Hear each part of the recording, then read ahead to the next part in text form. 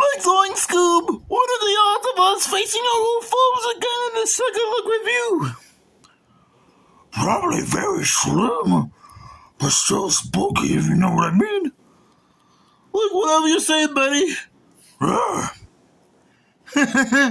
Good afternoon, guys. The media guy is back with another movie review.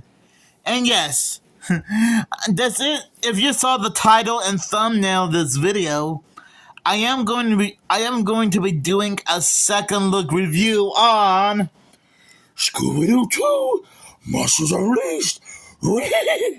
That's right. It's the sequel to the very first theatrical Scooby-Doo movie, which is what I already reviewed and did a second look on yesterday for its 56th anniversary. Now, if you guys already saw my original review of this movie a few months ago, you pretty much know what the heck to expect from Scooby-Doo 2 Monsters Unleashed. But just in case you guys might need a little bit of a reminder / recap, which I wouldn't blame you, have no fear because there is a description on the back of the VHS tape. Jinkies! They're the most monstrous... They're the most monsters ever gathered. Mix those creepazoids with Scooby-Doo and the rest of the Mystery Inc. gang, and you have a recipe of family fun! A masked villain wreaks mayhem on the city of Coolsville with a monster machine that creates real-life versions of Mystery Inc.'s former foes, like the 10,000-volt ghost, the Cotton Candy Glob, which I honestly don't remember any Scooby-Doo movie or TV show, comic or video game having him. The Skeleton Man and the Pterodactyl Ghosts. Fred, Daphne, Shaggy, Velma, and Scooby-Doo launch an investigation to the monster outbreak that leaves Shaggy and Scooby questioning their roles in Mystery Inc., eager to prove their detective skills. The ever-ravenous duo come up with a secret plan to solve the mystery all by themselves. Can the gang unravel their most challenging case? Seth Green, Alicia Silverstone, and Peter Boyle join the cast for some Zoink down monster madness. Do see it. Man, I gotta admit, after giving this movie a second look review, Scooby-Doo 2 Monsters Unleashed might be even funnier and more action-packed than the first movie. Which, don't get me wrong, I have nothing against the first movie. But as I pointed this out in my original review of Scooby-Doo 2 Monsters Unleashed, this is a pretty enjoyable guilty pleasure time movie. Even though it may not be perfect, it's still a lot of fun for all Scooby-Doo fans alike. A great plot with a beginning, middle, and end. We got the original cast coming back to reprise the roles. Matthew Lillard as Shaggy, Neil Fanning as Scooby-Doo, Linda Cardinelli as Velma, Sarah Michelle Gellar as Daphne, and Freddie Prinze Jr. as Fred. The music is spot on perfectly. Some of the jokes are quite okay. And most of all, this film has a smorgasbord of Easter eggs and references to past Scooby-Doo adventures. Mainly from Scooby-Doo Where Are You? And the Scooby-Doo show, as you see here on the VHS cover of the movie. I'm not gonna lie, this is a great movie. It was pretty cool to see all our favorite villains come back again in the most insane way possible. The 10,000-volt ghost, Tara Monster, Black Knight, and so many more. You can really tell that the casting crew really had to study the original cartoon a lot more in order to be more familiar with every single villain in this movie. Oh man. It is kind of a guessing game to see who's gonna be the real mastermind behind this whole monster making operation, which I'm not going to spoil or anything. I probably said this before in my original review, but I'll say it again for this second look, aka revisit edition. I'm not gonna spoil who the culprit is, although you can probably guess who it is right away at the beginning of the movie. And I'll give you a little clue. She's someone that I really seem to hate a little bit, who really seems to make Fred and the others look like fools. And she has blonde hair. Those are the only clues I'm gonna give you. Yeah, this movie can get a little bit dramatic at times. Like how the evil masked figure, which by the way, awesome villain, really seems to have come up with a way to create all these monsters and try and make Mystery Inc. look like fools in front of everybody. It is also cute that Velma gets to have a love interest in this movie. Even though this technically happened in the first movie, which I'm guessing Velma's previous boyfriend in the first movie never had a name. We were introduced to Patrick, played by Seth Green. Now he's kind of like the owner / caretaker of the entire Coulsonian Museum of Monsters. Something like that. And you can tell that Velma has a massive crush on Patrick.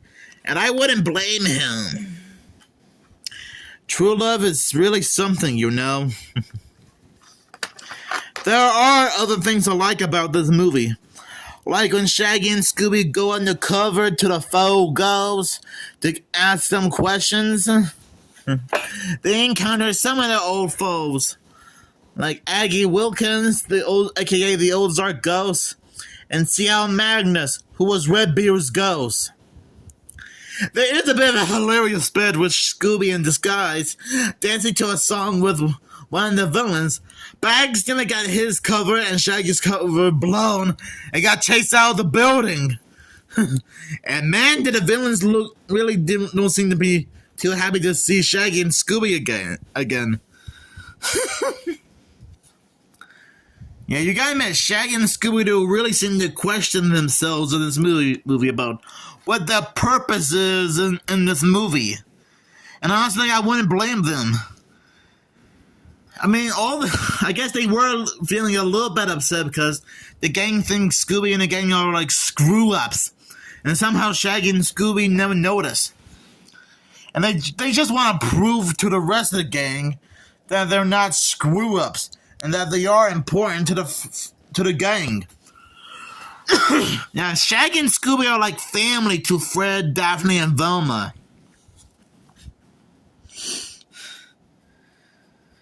They sure like to... I really don't blame Mystery Inc. for solving this mystery and save their city from danger. It's still pretty cool that we get a callback to all of our favorite Scooby-Doo villains. And I'm guessing this won't be the last Scooby-Doo project to have callbacks to past Scooby-Doo villains. Scooby-Doo Franken Creepy, Trick or Treat Scooby-Doo, Scooby-Doo Mystery Incorporated, and Scooby-Doo and Guess Who are prime examples of Mystery Inc. facing their old foes again. Oh no, and I don't want to forget about Scooby-Doo Night of 100 Frights, the video game.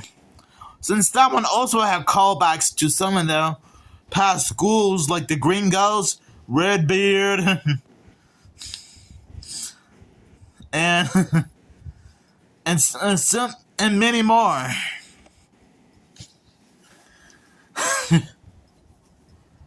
You know, I'm actually glad that the filmmakers were doing their best to make this movie great again.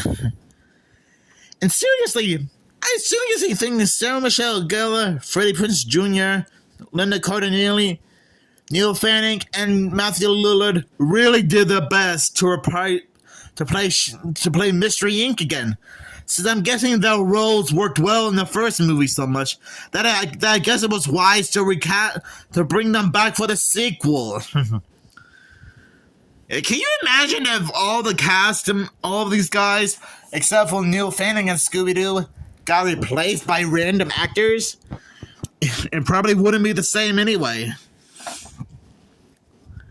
Now, I was aware that according to JB and Millie, who has interviewed a few people who worked on this movie, there were a few other villains that did show up in the movie, and they were originally gonna have a big part of this movie, but I guess didn't make the final cut, despite the fact that there are test footage to show what would have happened if they did appear in a movie. Like one of the football players from that Scooby-Doo show episode, which I somehow can't remember what it was. There was the Creeper, and I think the Ghost Clown was also gonna make an appearance in this movie, but didn't make the final cut.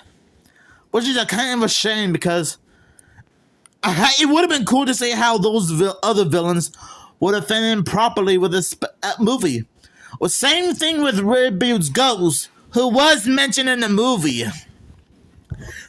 And we even get a chance to see a statue of Chickenstein, which I think was which I think is a cool Easter egg, because I guess he was like an old villain from a pup named Scooby-Doo. But a little bit different, because in this movie, Chickenstein almost resembles, well, Frankenstein, compared to his previous appearance in a pup named Scooby-Doo, where Chickenstein pretty much resembles more of, well, a chicken. Now, I think Scooby-Topia also brought this up in some of his recent videos. Oh well, I'm not gonna make a big fuss about it. Another thing I like about this movie is when Shaggy and Scooby enter the secret lab in the old mining town. When Shaggy and Scooby accidentally drink some of the formulas, they get turned into a bunch of random things. like Shaggy turning into a female and a wrestler, and Scooby was turning into a monster at first, kind of like an alien octopus monster, then turning into the Tasmanian devil from Looney Tunes, which I think is a meta Easter egg, considering how Shaggy and Scooby themselves, voiced by Frank Welker and Casey Kasem, made cameos in Looney Tunes Back in Action a year earlier in 2003 with Matthew Lillard, which I find that to be a pretty funny and meta Easter egg. And Scooby even turned into Albert Einstein to turn him and Shaggy back to normal. And I think I remember that a few years ago, I checked out Ashton Hardy's live stream about him watching Scooby-Doo 2 Monsters Unleashed, which is one of his favorite movies. Now, I think he's pointing out that originally Scooby-Doo was going to turn into like his 2D counterpart at some point. Now, unfortunately, there aren't any footage to prove it, but I'll take Ashton Hardy's word for it. I honestly thought that was a funny little routine. But anyways, I honestly think Scooby-Doo 2 Monsters Unleashed is a great sequel to the first movie. And sure, maybe it's not 100% perfect, but I'm not gonna make a big fuss about it, since this movie is like a love letter to the classic Scooby-Doo cartoons. And you can still tell that the cast and crew did their best to make this movie groovy. So I'll give this movie 5 control panels out of 5, because that's how wonderful this movie is. And I'm glad this movie deserves a second look review, since I'm doing this a day after the 56th anniversary of Scooby-Doo. Even though I did do a second look on the first movie for its 56th anniversary, so no biggie wiggy. So do you guys have any fond memories of this movie?